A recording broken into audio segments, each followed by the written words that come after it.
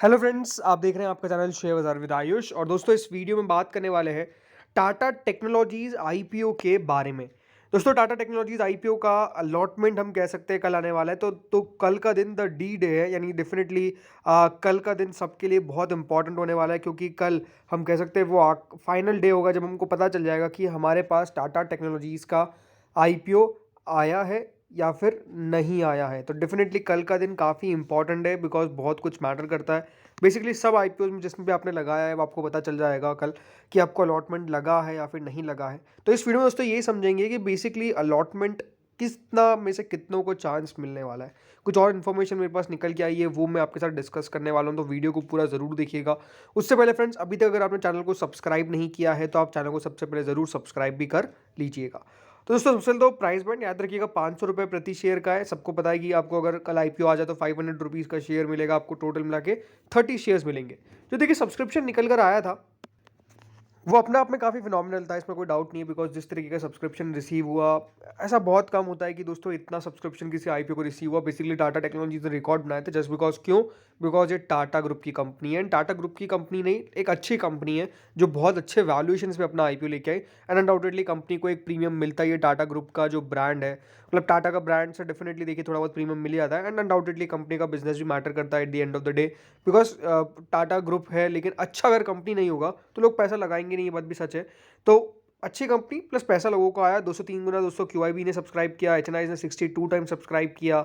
And retail category 16.5 time subscribe हुई। और इसके अंदर दो इंपॉर्टेंट कैटेगरीज भी थी, employees and share holder category, जो भी अपने आप में काफ़ी बढ़िया तरीके से सब्सक्राइब हुई। एंड टोटल मिलाकर 70 गुना, almost 69.43 time to be precise subscribe होता है ये इशू। यानी कुल मिला के 1,56,000 करोड़ के आसपास दोस्तों इस कंपनी को रिसीव होते हैं, जो नो डाउट एक अपने आप में बड़ा रिकॉर्ड था। लेकिन अब जो इंपॉर्टेंट क्वेश्चन निकल के आता है कि अलॉटमेंट बेसिकली मिलने कब वाला है। देखिए, सबसे तो आपको थोड़ा सा अलॉटमेंट की टाइम बता देता हूँ।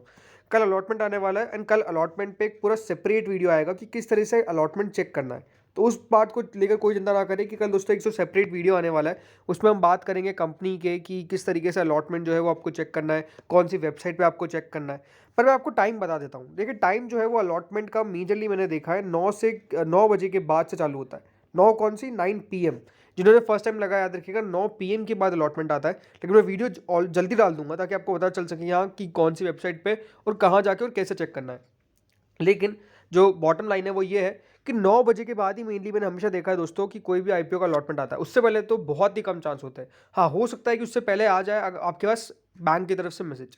अगर वो आ जाता है देन आप बिल्कुल एलिजिबल है, मतलब आपको मिल चुका है। अगर आपके पास डेबिट का मैसेज आ जाता है अगर कोई मैसेज ऐसा आता है कि आपका मैंडेट रिवोक हो गया, फिर आपका बैलेंस फिर से आ गया, तो फिर से समझ लीजिए कि आपको नहीं आया है। बट अगर आपको कोई डेबिट का मैसेज आता है तो डेफिनेटली आपको अलॉटमेंट आ गया है। तो होपफुली तो आपको समझ में आ चुका होगा अलॉटमेंट का डेट और टाइम। बाकी अब इंपॉर्टेंट हमारे लिए यही है कि अलॉटमेंट कितने में से कितने को मिलने वाला है। बिकॉज क्वेश्चन तो यही है ना कि हमको अलॉटमेंट मिलेगा, क्योंकि इसके अंदर जो इंपॉर्टेंट कैटेगरी है वो है शेयर होल्डर की, जहाँ पे हम कह सकते हैं काफ़ी ज़्यादा डाउट बेसिकली अभी भी क्रिएटेड है। सो बात करते हैं बेसिस ऑफ अलॉटमेंट के बारे में। एग्जैक्ट डेटा तो अभी तक रिलीज नहीं किया गया है, तो मैं एग्जैक्ट नहीं कह सकता हूँ। ये मार्केट के जो सोर्सेज है उनकी तरफ से जो खबरें निकल के आ रही है उसको ही लेकर मैं आपके साथ ये वीडियो में ला रहा हूँ। तो डेफिनेटली उसके साथ हम समझते हैं।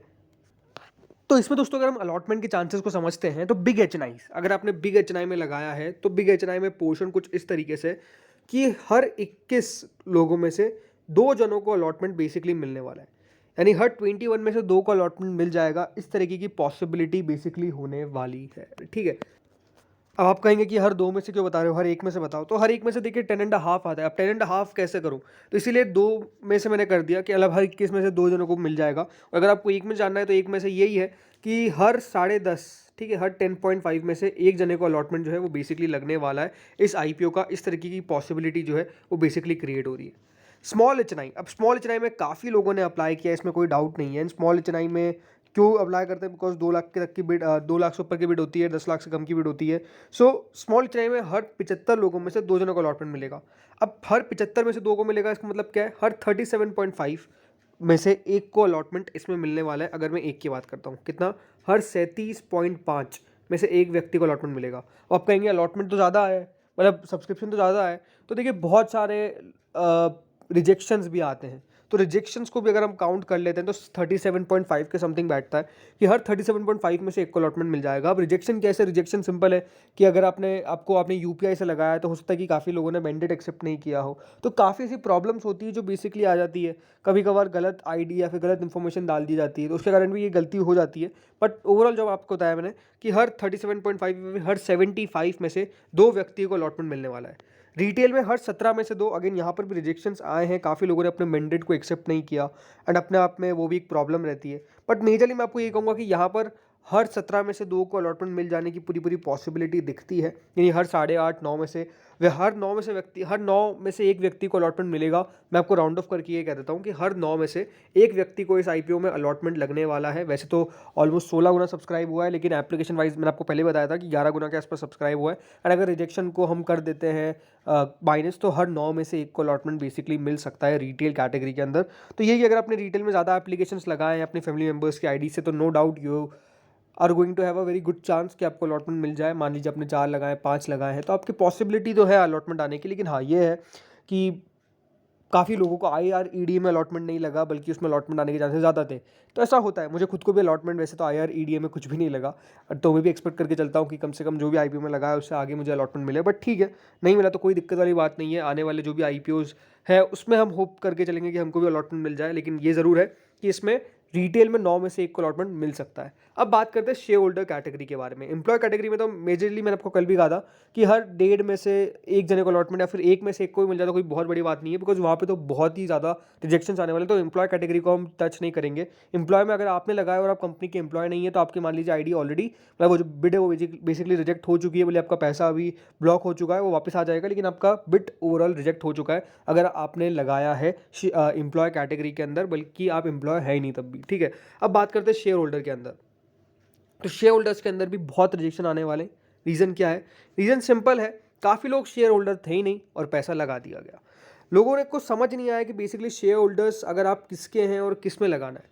टाटा पावर के लगा रहे हैं, TCS के लगा रहे हैं, LXI के लगा रहे हैं, मतलब आप है ही नहीं टाटा मोटर्स के शेयर होल्डर्स। वहाँ पे क्लियरली था कि टाटा मोटर्स और टाटा मोटर्स DVR के शेयर होल्डर्स ही एलिजिबल है for the share holders category. लेकिन लगाया क्या लोगों ने, खुद ने सोचा कि ठीक है लगा देते हैं, कोई दिक्कत नहीं, आ जाएगा। बट ऐसा होता नहीं है, और इसलिए आपको कहा था कि ये नहीं लगाना है। लेकिन ठीक है, अब जिन्होंने लगाया उनकी ऑटोमेटिकली रिजेक्ट होने वाली है, इसलिए रिजेक्शन काफ़ी आने वाला है। अब जिसने एक लॉट लगाया है उसका ऑलमोस्ट हर 29 में से एक का चांस है। मैं कहूँगा कि इससे भी आप कम कर सकते हैं, उसमें कोई डाउट नहीं है, क्योंकि मेरे हिसाब से 29 टाइम्स का जो सब्सक्रिप्शन है उसमें काफ़ी कुछ रिजेक्शंस है। तो मैं इसको 26 लेकर चलता हूँ बाय एंड लार्ज। तो 26 में से एक जने को अलॉटमेंट मिलेगा अगर आपने एक लॉट लगाया है। ठीक है, सिर्फ जिसने एक लॉट के लिए अप्लाई किया है, 30 शेयर्स के लिए अप्लाई किया है, क्योंकि इसमें प्रपोर्शनेट बेसिस पर अलॉटमेंट है, लॉटरी पे अलॉटमेंट नहीं है। मैंने बहुत क्लियर करा था हर वीडियो में कि लॉटरी पे अलॉटमेंट नहीं होने वाला है, इसमें प्रपोर्शनेट बेसिस पे होने वाला है। तो जिसने 13 लॉट लगाए उसके सबसे ज़्यादा चांसेस होंगे अलॉटमेंट आने के। काफ़ी लोगों को अभी भी बिलीव नहीं होता है, कोई मतलब नहीं, कोई दिक्कत नहीं है, कल आपको पता चल जाएगा। जिसने 13 लॉट लगाए उसके मैक्सिमम अलॉटमेंट आएंगे। रीज़न सिंपल है कि यहाँ पे प्रपोर्शनेट बेसिस पे था और आपको 13 लॉट लगाने चाहिए थे। अब ये देखिए, कंपनी ने आपको दिया था कुशन। अब डेफिनेटली देखिए, पैसों की समस्या होती है, इसमें कोई डाउट नहीं है, और ये हम कह सकते हैं एक प्रॉब्लम है।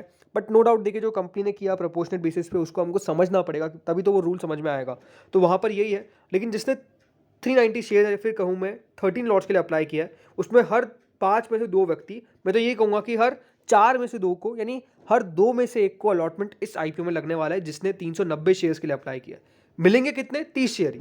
आपने अगर 30 शेयर अप्लाई किए तब भी आपको 30 शेयर मिलेंगे, और 390 शेयर अप्लाई किए तब भी आपको 30 शेयर मिलेंगे, बिकॉज मैक्सिमम आपने जरूर लगाया, लेकिन आपको एक ही लॉट का बेसिकली जो अलॉटमेंट है वो बेसिकली लगने वाला है।